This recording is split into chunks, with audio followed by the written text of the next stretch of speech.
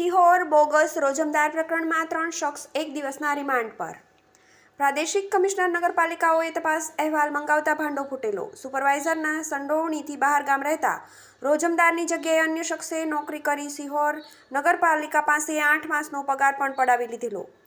સિહોર નગરપાલિકામાં બોગસ રોજમદારના ચકચારી પ્રકરણમાં ઝડપાયેલો સુપરવાઇઝર સહિતના 3 શખ્સને પોલીસે કોર્ટમાં રજૂ કરી 1 દિવસના રિમાન્ડ મેળવ્યા હતા.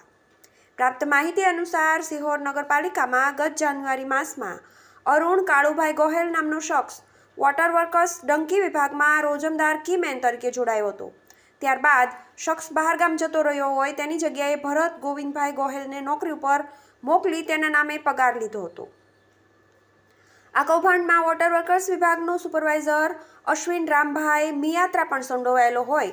આ શખ્સે જ હાજરીપત્રકમાં અરુણ ગોહિલના નામની ખોટી હાજરી પૂરી તેને નોકરી ઉપર હાજર દેખાડી ખોટા પ્રમાણપત્રો આપી સાચા તરીકે ઉપયોગ કરી ત્રણેય શખ્સે પૂર્વનિયોજિત કાવતરું રચી સિહોર નગરપાલિકા પાસેથી જાન્યુઆરીથી ઓગસ્ટ માસ સુધી પગાર પેટે રૂપિયા 1,03,55,000ની રકમ પડાવી લઈ વિશ્વાસઘાત અને છેતરપિંડી આચરી હતી.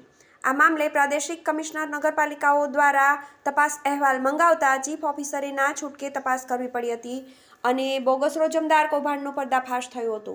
જે બનાવ અંગે ચીફ ઓફિસર ઋષિકભાઈ ચંદ્રકાંતભાઈ દવેએ ત્રણેય શખ્સ સામે સિહોર પોલીસમાં ફરિયાદ નોંધાવતા આગળની તપાસ નવનિયુક્ત પીઆઈ બીડી જાડેજાએ હાથ ધરી ગઈકાલે સુપરવાઇઝર સહિત ત્રણેય શખ્સની ધરપકડ કરી આજે ગુરુવારે 2 દિવસના રિમાન્ડની માંગણી સાથે સિહોર કોર્ટમાં રજૂ કરતા કોર્ટ 1 દિવસના રિમાન્ડ મંજૂર કર્યા હોવાનું પોલીસ સૂત્રો પાસેથી જાણવા મળ્યું છે.